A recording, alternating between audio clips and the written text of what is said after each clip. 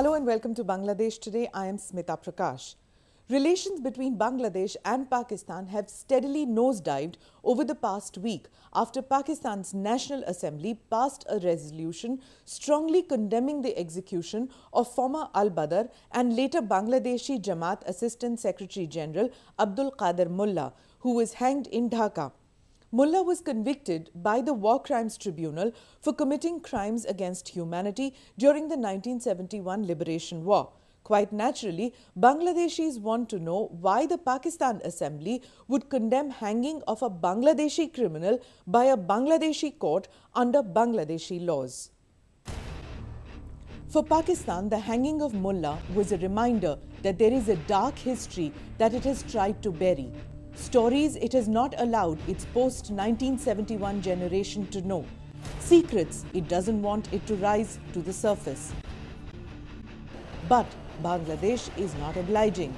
The war crimes trials are bringing this chapter in the subcontinent's recent history out into the open. The testimonials by the victims, the survivors, have laid bare the cruelties that the Bengalis of Bangladesh suffered. Abdul Qadir Mullah's hanging on 12th December instantly and unsurprisingly brought forth voices of strong condemnation in Pakistan. The Jamaat-e-Islami Pakistan, enraged at the execution, said it had got one more martyr and that the hanging was an acid test of faith, an interpretation of Islam and martyrdom not shared in Bangladesh. Similar groups in Pakistan even claimed that the execution was carried out at India's behest. While the Pakistani parliament passed a resolution, its foreign office tried to use a fig leaf to hide its embarrassment by saying that Mullah's hanging was an internal matter of Bangladesh. The Pakistani parliamentary resolution urged Bangladesh not to reopen wounds. Pakistan itself did not even initiate proceedings against the 195 Pakistani military officers whom Bangladesh wanted it to try for war crimes. This debate, if it gains momentum among the people of Pakistan, would be an extremely difficult situation for the establishment, that is the army. The genocide kept under wraps has a way of popping up even after decades. The Hamidur Rahman Commission report, published in 1974 but stayed classified for 30 years in Pakistan, documented how the Pakistani army conducted the execution of intellectuals, soldiers, businessmen, and supervised the mass burial.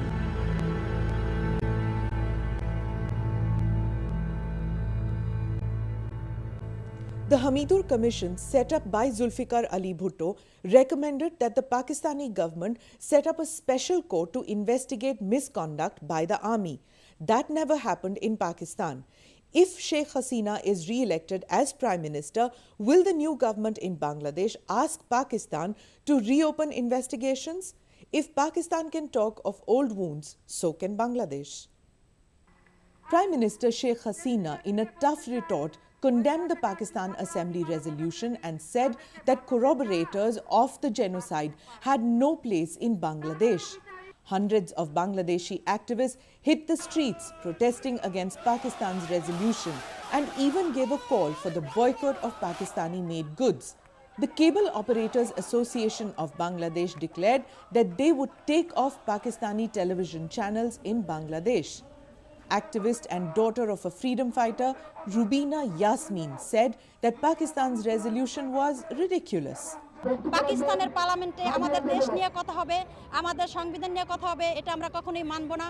আমরা মুক্তিযোদ্ধার সন্তানরা, সারা বাংলাদেশের মুক্তিযোদ্ধার সন্তানরা রাজপথে আমরা মিছিলে মিছিলে স্লোগানে Wife of a 1971 war victim, Shamali Nazreen Chaudhry, condemned Islamabad's reaction over the execution of Qadir Mullah. She said Pakistan had always been against Bangladesh.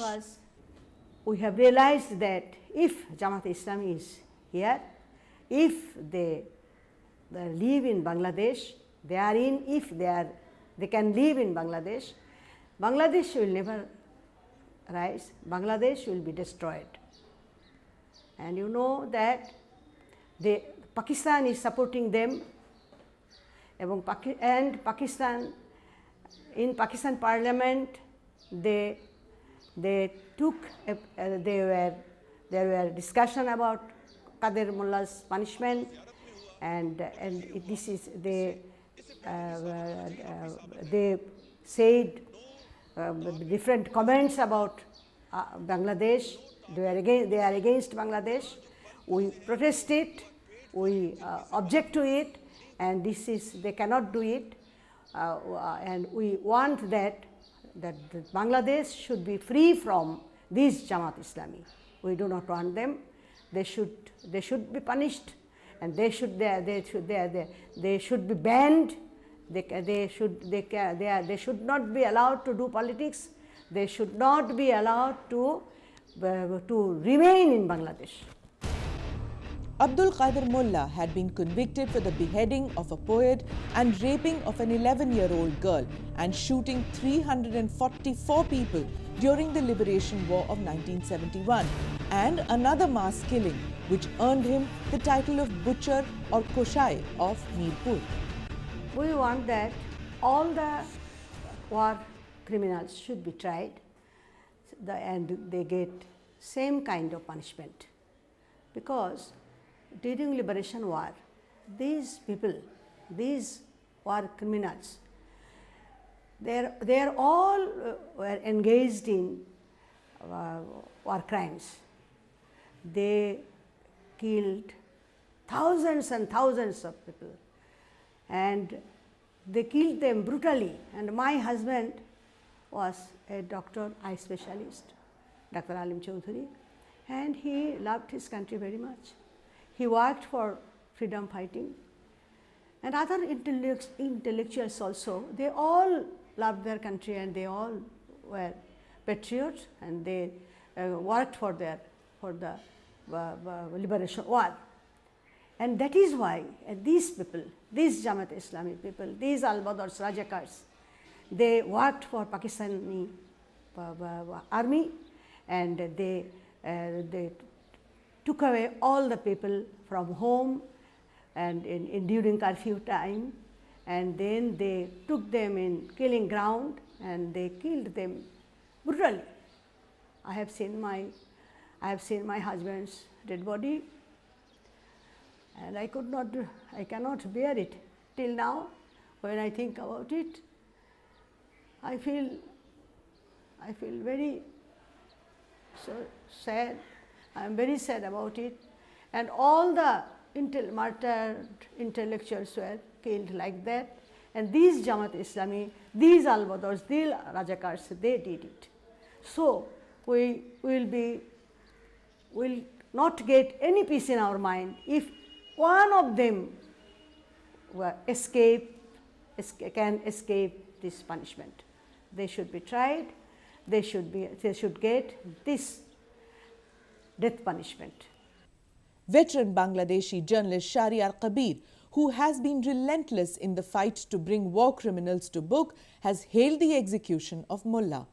The implementation of the capital punishment of Qadir Mullah, one of the main perpetrators of genocide of 1971, Bangladesh has come out from the culture of impunity. As we know that just after the Liberation War, Bangabandhu Sheikh Mujibur Rahman's government started trial of the war criminals and perpetrators of the genocide of 1971. Unfortunately, after his brutal assassination in 1975, General Ziaur Rahman assumed power and he stopped the trial, and he released all the war criminals and the perpetrators of genocide and crimes against humanity who were in jail and who were imprisoned and who were facing the different kind of punishment.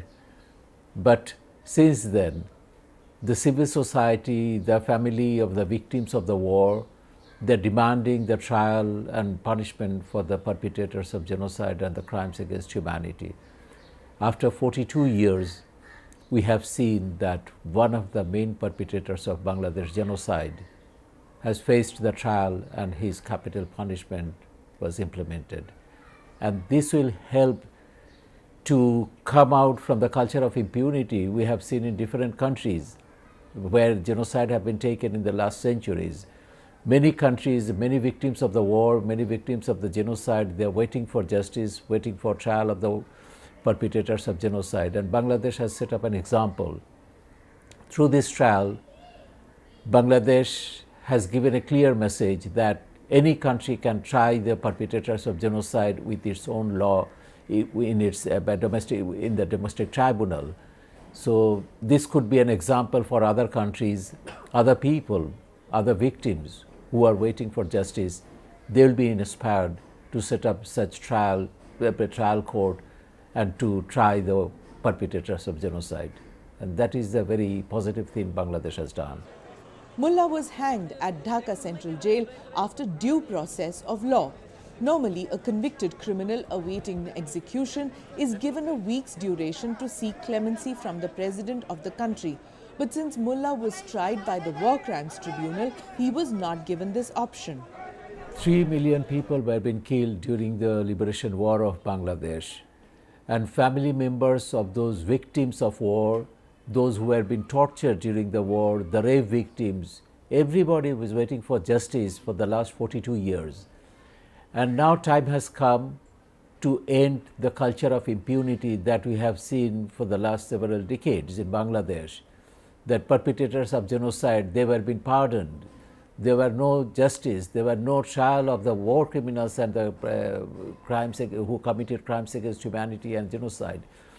So now the victims of the war, they feel at least a satisfaction that, well, justice had been delivered, though it was too late. But justice delayed doesn't mean justice denied. We have waited for 42 years. Now we have seen the trial, we have seen the justice. Now the victims of the war, they're demanding for the trial of the Jamaat-e-Islami, the party that is responsible for genocide, crimes against humanity and war crimes during the liberation war of Bangladesh. Those individuals who are facing trials, indeed, they were very much involved in the killing of the common people, innocent people. But it is a Jamaat-e-Islami, the politics of Jamaat-e-Islami, that created a ground for genocide, that justified genocide in the name of religion, in the name of Islam. 3 million people were killed in Bangladesh in the name of Islam. Now that's why this type of political party that promotes terrorism, that promotes killing innocent people in the name of religion, that should be banned. And we have seen after the Second World War, Nuremberg Tribunal banned Nazi party in Europe. So that is the model we are pressing our government to start trial of Jamaat-e-Islami as a criminal organization, as an organization that commits genocide, that promotes terror, and that promotes killing in the name of religion. Meanwhile, justice seekers and campaigners of war crimes trial have been demanding a law for the protection of witnesses and victims. The Jamaat and the Chhatr Shibir cadres have been systematically targeting them to prevent the trial of other war criminals. Over 100 Jamaat Shibir activists have been arrested for looting and arson in the run-up to the elections next week. Before we leave you, here's a news roundup section. A fire swept through a garment factory in Savur on December 26th, damaging fabric and machinery. Reports said at least 3 people were injured in the incident. Police said the fire originated on the top floor of the 6-story Japan Bangla garments factory, but the cause is unknown. 4 global retailers along with manufacturers and labor groups have decided to set up a $40 million compensation fund for victims of the terrible Rana Plaza disaster that killed 1,135 people. Retailers like Primark, Loblaw and Bon Marche have promised to contribute to the fund following the collapse of the garment factory complex in April. Police have arrested opposition leaders and workers after the opposition's declaration of a march for democracy towards Dhaka for December 29th. The joint forces of the Rapid Action Battalion and the Border Guard Bangladesh arrested 203 opposition members in 9 districts. A policeman was killed and another sustained burn injuries as some people set fire to a police bus at Bangla Motor in Dhaka on December 26th. The driver of the bus and a civilian also suffered burn injuries. Police have arrested BNP leader Mehboob Uddin Khokon from Dhaka. Dhaka Metropolitan Police have confirmed the arrest but refused to divulge details on the charges against the MP from Noakhali 1 constituency.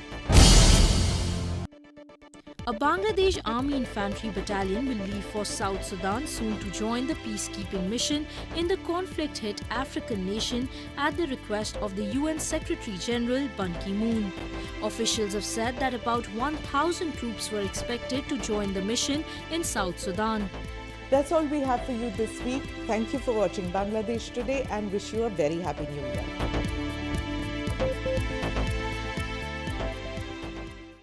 Officers whom Bangladesh wanted it to try for war crimes.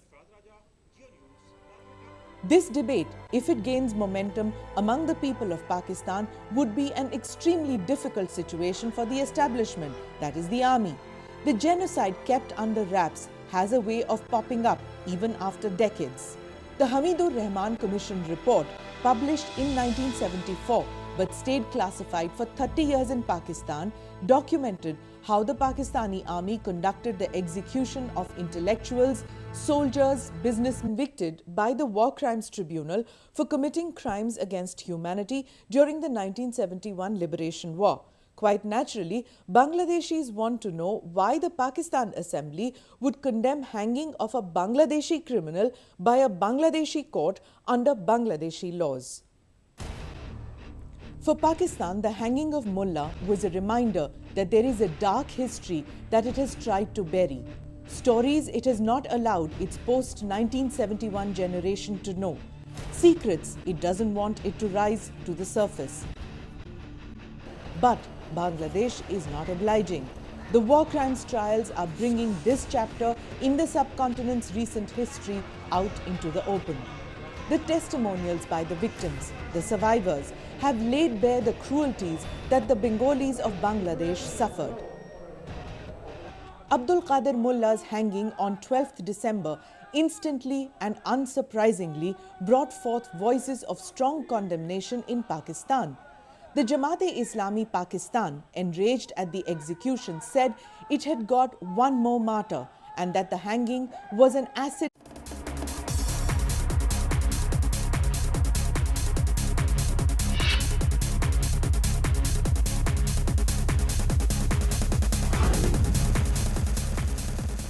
Hello and welcome to Bangladesh Today. I am Smita Prakash.